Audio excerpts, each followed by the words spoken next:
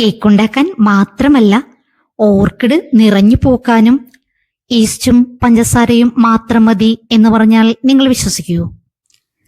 അതെ, ഓർക്കിഡ് പ്രേമികൾ തീർച്ചയായും അറിഞ്ഞിരിക്കേണ്ട ഒരു മാജിക് വളമാണ് ഇത്. ഒരു പൈസ പോലും അധികം ചെലവാകാതെ എളുപ്പത്തിൽ നമുക്ക് ഉണ്ടാക്കിയെടുക്കാൻ പറ്റുന്ന ഒരു മാജിക് വളമാണിത്. ഇത് എങ്ങനെയാണ് ഉണ്ടാക്കുന്നതെന്നാണ് ഈ വീഡിയോയിൽ ഞാൻ നിങ്ങൾക്ക് കാണിച്ചു തരാൻ പോകുന്നത്. സ്കിപ്പ് ചെയ്യാതെ കാണാൻ ശ്രമിക്കുക. Welcome to orchid villa. ഞാൻ മാക്സി ചൂഡ്. നമ്മുടെ ഈ വളം ഉണ്ടാക്കാനായിട്ട് ഏറ്റവും അത്യാവശ്യമായ ഒരു പ്രൊഡക്റ്റ് ആണ് ഈസ്റ്റ്. ഈസ്റ്റില് വിറ്റാമിൻ ബി കോംപ്ലക്സ്, അമിനോ ആസിഡുകൾ, പ്രോട്ടീൻ, മിനറൽസ് ഇതെല്ലാം ധാരാളമായിട്ട് അടങ്ങിയിട്ടുണ്ട്. ഈ ഘടകങ്ങളെല്ലാം നമ്മുടെ ഓർക്കിഡിന്റെ വേര് നന്നായിട്ട് വളർന്നു കിട്ടാനായിട്ട് ഹെൽപ്ഫുൾ ആണ്. ഈസ്റ്റ് തനിച്ചല്ല, ഈസ്റ്റിന്റെ കൂടെ ഈ വളത്തിൽ നമ്മൾ പഞ്ചസാരയും കൂടെ ആഡ് ചെയ്യുന്നുണ്ട്. പഞ്ചസാര കണ്ടപ്പോൾ പലരുടെയും മനസ്സിലൊരു ചോദ്യം ഉണ്ടായി കാണും, പഞ്ചസാര മധുരമുള്ളതല്ലേ, നമ്മുടെ ഓർക്കിഡ് പ്ലാന്റിൽ സ്പ്രേ ചെയ്ത് കൊടുത്താൽ ഉറുമ്പ് ശല്യം ഉണ്ടാകില്ലേ എന്നുള്ളത്. ഇതിന്റെ ഉത്തരം അറിയാവുന്നവര് ഇപ്പോൾ തന്നെ ഒന്ന് കമന്റ് ചെയ്യുക. ഉത്തരം അറിയാത്തവരാണെങ്കിൽ ഈ വീഡിയോയിൽ ഞാൻ ഇതിന്റെ ഉത്തരം പറയുന്നുണ്ട്, അപ്പോൾ സ്കിപ്പ് ചെയ്യാതെ ഫുള്ളായിട്ട് കാണാൻ ശ്രമിക്കുക. ഈസ്റ്റും പഞ്ചസാരയും വെച്ചുള്ള ഈ വളം എങ്ങനെയാണ് ഉണ്ടാക്കുന്നതെന്ന് നമുക്ക് നോക്കാം. വളം തയ്യാറാക്കാനായിട്ട് നമ്മൾ എടുക്കുന്നത് ചെറു ചൂടുവെള്ളമാണ്. ചെറു ചൂടുവെള്ളം നമ്മൾ എടുക്കുന്നതെന്ന് വെച്ചാൽ ഈസ്റ്റിന്റെ പ്രവർത്തനം സ്പീഡിലാക്കാൻ വേണ്ടിയാണ്. എന്നുദ്ദേശിച്ച് നമ്മൾ തിളച്ച വെള്ളം എടുക്കരുത്. തിളച്ച വെള്ളം നമ്മൾ ഉപയോഗിക്കുകയാണെന്നുണ്ടെങ്കിൽ ഈസ്റ്റിലുള്ള ജീവകോശങ്ങളൊക്കെ ഡെഡായി പോകാനുള്ള സാധ്യതയുണ്ട്. അപ്പോൾ നമ്മുടെ ഫെർട്ടിലൈസർ ഫ്ലോപ്പായി പോകും. അതുകൊണ്ട് നേരിയ ചൂടുവെള്ളം എടുത്താൽ മതി.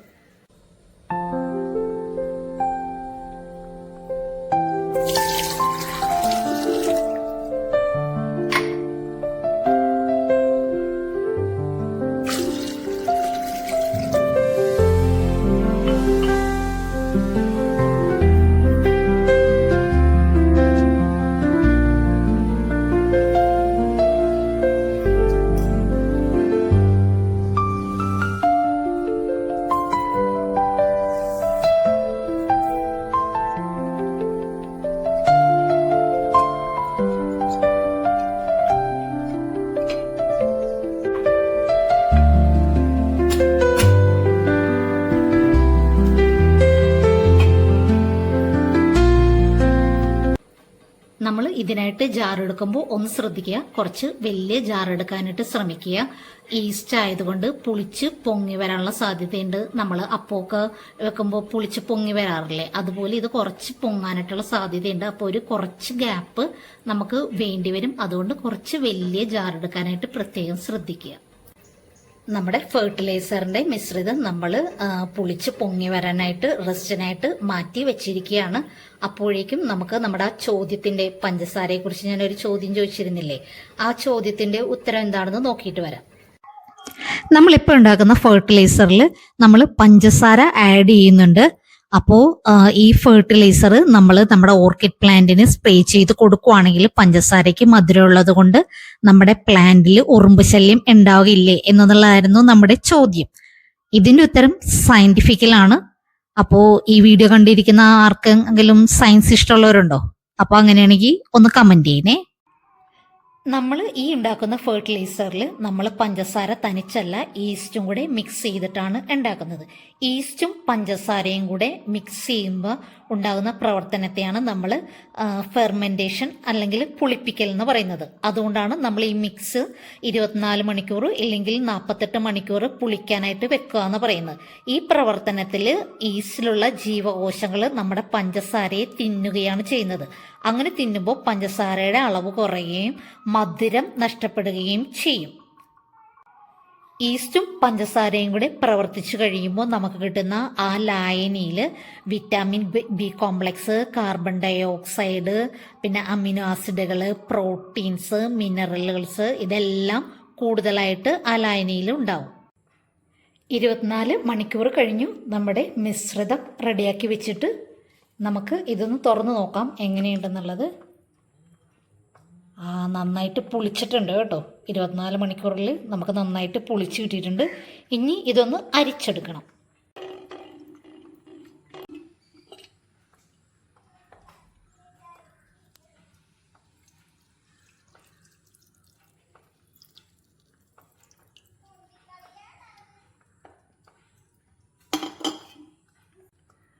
നമ്മുടെ മിശ്രിതം നന്നായിട്ട് അരിച്ചെടുത്തിട്ടുണ്ട്. ഇത് ഇങ്ങനെ തന്നെ ഡയറക്റ്റായിട്ടല്ല നമ്മൾ ഉപയോഗിക്കേണ്ടത്. ഇതൊരു നല്ല പവർഫുള്ളായിട്ടുള്ള വെപ്പണാണ്. അതുകൊണ്ട് ഇങ്ങനെ തന്നെ ഉപയോഗിക്കരുത്. ഇങ്ങനെ തന്നെ ഉപയോഗിച്ചാൽ നല്ല പവർ ഉള്ളതുകൊണ്ട് നമ്മുടെ പ്ലാന്റ് ചീത്തയായി പോകും. ഇതിലേക്ക് നമ്മൾ 1 ലിറ്റർ വെള്ളവും കൂടെ ആഡ് ചെയ്ത് കൊടുക്കണം.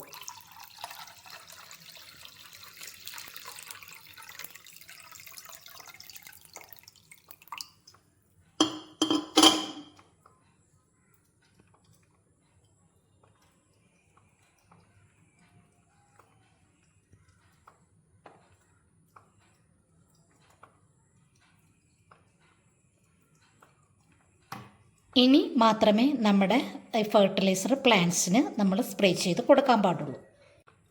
ശ്രദ്ധിക്കുക, ഞാൻ ഈ ഫെർട്ടിലൈസർ 24 മണിക്കൂറാണ് വെച്ചിരിക്കുന്നത്.